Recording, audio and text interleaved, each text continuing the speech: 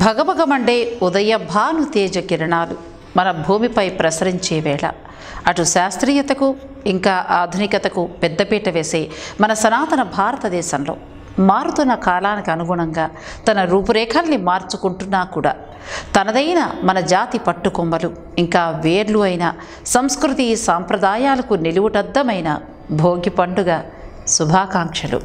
భోగి ఈ మాటకు అర్థం భోగభాగ్యాలతో ఐశ్వర్యాలతో తొలతూగిపోతూ నులువెచ్చని భాను తేజ కిరణాల ద్వారా అజ్ఞానాంధకారాల కారు చీకట్లను దూరం చేసే పండుగ అని, చీకటి మంటల్లో భయపెట్టే చలి పులిని పారద్రోలే నూతనోత్సాహం మనలో నిండిపోవాలి అనే తలంపుతో ముందు కురికే ఉత్సాహంతో దూసుకుపోతున్న మన హైందవ సనాతన సాంప్రదాయాల సాక్షిగా జరిగే ఈ భోగభాగ్యాల భోగి పండుగను వివిధ ప్రాంతాలలో వివిధ పేర్లతో పిలవటం ఎప్పటి నుండో వచ్చే ఆనవాయితీగా చెప్తున్నాయి చారిత్రక వివరణలు.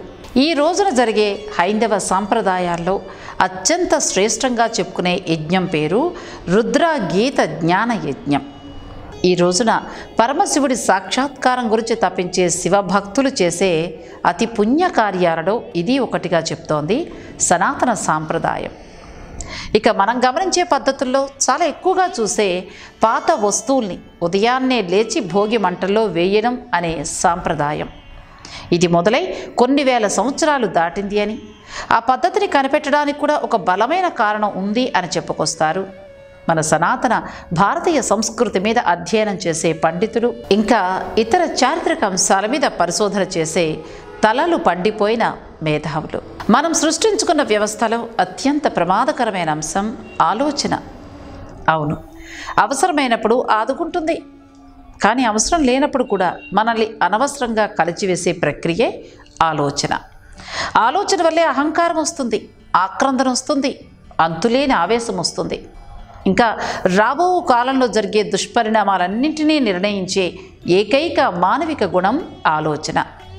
వాటిని మోసేవి మన ఇంట్లోని వస్తువులు ఇంకా ఇతరత్ర సామాగ్రి.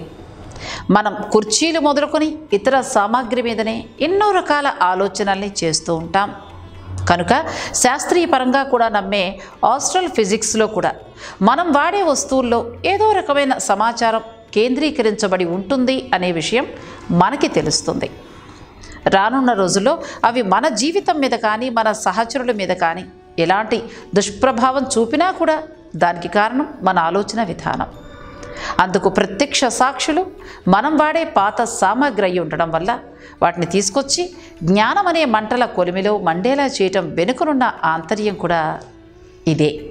మండే ఆ పాత వస్తువులను మన పాత ఆలోచనలకు గాను సింబాలిక్ రీప్రజెంటేషన్ అంటే సంకేత ప్రాతినిధ్యం వహించే విధంగా ఉండేలా, వాటిని చూసి మనలోని చెడు తలంపులు దూరమయ్యే విధంగా, వాటిని చూసిన మనిషిలో మార్పు చేకూరాలని, పాత ఆలోచనలను జ్ఞానం అనే మంటల్లో వేసి పురోభివృద్ధి ఇంకా ఆర్థిక ప్రగతి వైపే అడుగులు వేసే దిశగా మనిషికి ఒక ప్రేరణ కలగాలి అని చెప్పుకొస్తారు వారే.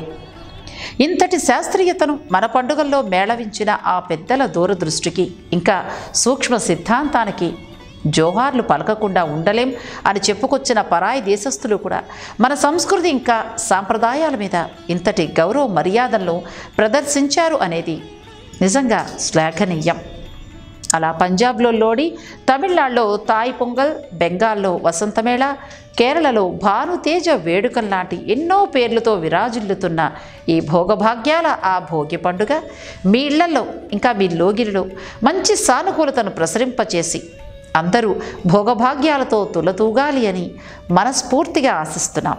మా ఐకాన్ కుటుంబం తరపున వీక్షకులకు మా ప్రత్యేక భోగి పండుగ శుభాకాంక్షలు. ఇలాంటి మరిన్ని విశేషాల కోసం మా ఛానల్ని సబ్స్క్రైబ్ చేయండి.